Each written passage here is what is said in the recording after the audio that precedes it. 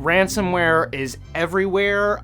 It's happening to the biggest companies. The cyber weapon NotPetya started in Ukraine in June of 2017. It quickly spread, paralyzing major companies and causing more than $10 billion in damage. Government computers in 22 Texas towns are being held hostage by ransomware. But it's also happening at super low levels. I mean, where you have people ransoming individuals for small amounts of money.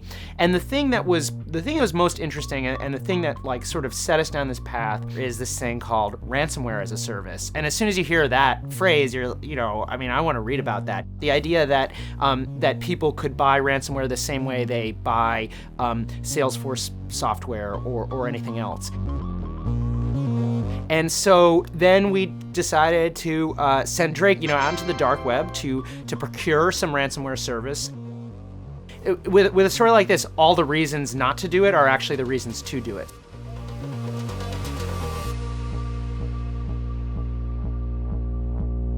My name's Drake Bennett. I went on the dark web, I bought some malware, and I used it to attack and extort my editor, Max Chafkin. The original idea was just to do something about ransomware. The city of Baltimore, was having this like huge sort of battle with some hackers. Thousands of Baltimore City computers frozen by hackers demanding ransom. Baltimore's government computer systems recently faced a ransomware attack. Are you seeing these attacks become more sophisticated? The more I learned about this world, the more frustrated I got. It seems hard to know what you can trust here. There's a lot of anonymity. The more I thought about it, the more it seemed like it might make sense to try it myself.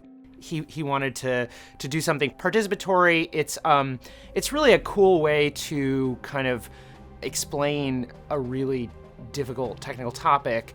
And then that also has the added benefit of testing out a hypothesis I'd begun to have, which is that this stuff has gotten so easy for a variety of reasons that almost anyone could launch one of these attacks.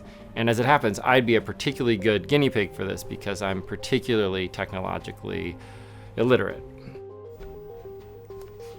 You got to have a hacker, and that hacker, despite his I'd say modest computing skills, is Drake, and the victim was me. And our idea was that Drake could, he's sending me attachments all the time. So the way we decided he was going to do it is he was going to, pretend to send me a draft, but that draft was going to be ransomware. What were some of the legal concerns, and how did you get around those? Okay.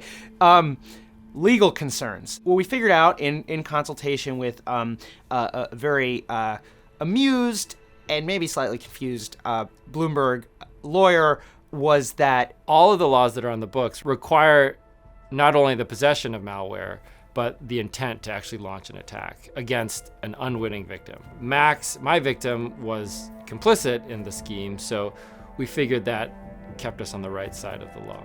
And I do think there's like a really strong public interest argument for doing this kind of thing, because if somebody as unsophisticated as like a magazine journalist can get really dangerous ransomware without spending very much money, that's something that I think the public needs to know about. So once we'd kind of talked to Bloomberg lawyer, we then got 2 burner laptops. We got 2 cheap Dell laptops. Max and I both work for a company that takes data security very seriously for obvious reasons. So we made sure that we kept all of this off Bloomberg's network. Then we decided to send him out into the dark web to procure some ransomware service. So there are these dark web forums that work sort of like, they're chat rooms, but they're also these kind of malware bazaars where you can go and people are hawking different forms of malware and also different ways of getting that malware onto computer systems. The market has now kind of advanced to the point where there are these services. They're called ransomware as a service, and it's a play on this idea of software as a service, or SaaS, which is something you hear in Silicon Valley all the time. And so I found a couple. Some of them turned out to be bogus. Some of them seemed to be defunct. People just didn't get back to me. But there was one where the guy got back to me when I got in touch with him and answered the few questions I had. And it was cheap, it's just $150. So I figured it was worth a try. So the first thing I did is I reached out to the vendor and I used Protonmail, which is an encrypted email service. And at that point, I had gone ahead and set up a Bitcoin wallet. So I paid the $150 that was the subscription fee for the service. And that gave me a login for this website. And it was a pretty simple looking interface. There was a series of tabs at the top of the screen. One of the tabs took me to the quote unquote dashboard, which is where I'd be able to manage the various attacks. There was another tab that took me to what was called the builder, which is a page that allowed me to input a few pieces of information about the kind of malware I wanted. Stuff like what kind of operating system would be on the target computer, or what kind of encryption I wanted, or what's the email address that my victims should use to contact me once they realize they've been attacked. So I input those few pieces of information and it spits out a piece of software that I could then download onto my computer. So it became obvious pretty quickly that I didn't have particularly top shelf product. And that's not surprising. A lot of the conversation on these dark web forums is about whether this or that product is reliable or how well it works.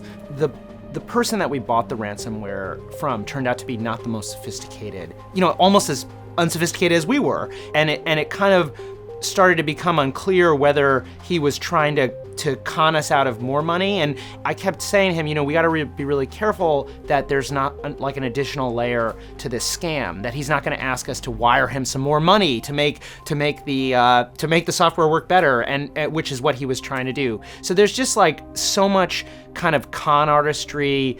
And there does seem to be a wide range in quality, reflected partly in the wide range of price. I mean, there are other ones that are much more high end where it's not even kind of an annual fee model. It's more like you have a gang of hackers with different sort of specialties and they just divide up the pot between them. So I wrote my email to Max, which basically said, "Hey Max, here's the draft of my latest story. Sorry it's taken so long. The draft is attached." Even though I had a really bad laptop, it immediately was sniffed out the potential that this attachment that Drake was sending me, which looked super suspicious to me, was gonna do harm. And there were a bunch of warning boxes that opened up saying, are you really sure you want to load up this file? Are you super sure? And of course I said yes, and infected myself. And then Max kind of looked away for a second, then looked back at his computer, and there was this ghoulish image of like a hand reaching out from a cloud of smoke, and a message that said, "All of your files have now been encrypted." And so I was sitting there, waiting for this thing to happen. We had a photographer there. All of the documents, I had to load the laptop with a bunch of documents that I wasn't afraid to lose. So like I didn't have anything important on there. And there's still something really scary about, seeing that message on your computer that, says that they own you now, that the attacker has your files and is going to do, do with you what he wants. And it really makes you realize, how easy it is, to become a victim.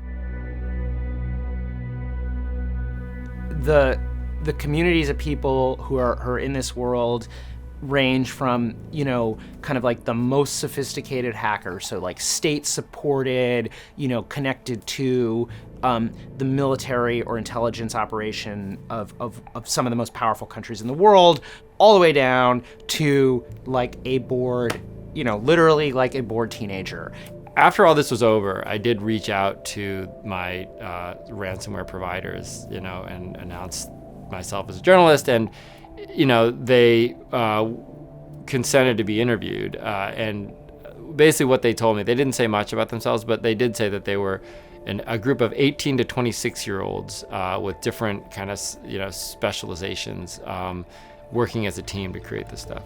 A lot of these chat rooms where these products are bought and sold are Russian language chat rooms. Some of them have actually been geo-fenced or coded in such a way that they'll work anywhere except in places like Russia, Ukraine. So, but I don't know where particularly my providers were located. I also think, it was surprising in a good way that that we really had to work to make this work in terms of me ignoring warnings that my computer was giving, in terms of Drake having to work with an expert to get the ransomware to work perfectly. But it's just kind of like a scary reminder of how all of this kind of there are all these sort of bad actors and creeps and con artists kind of lingering just below the surface of the internet, and just kind of creepy how close they are, and how you're not that far away from downloading something that can kind of mess up your digital life.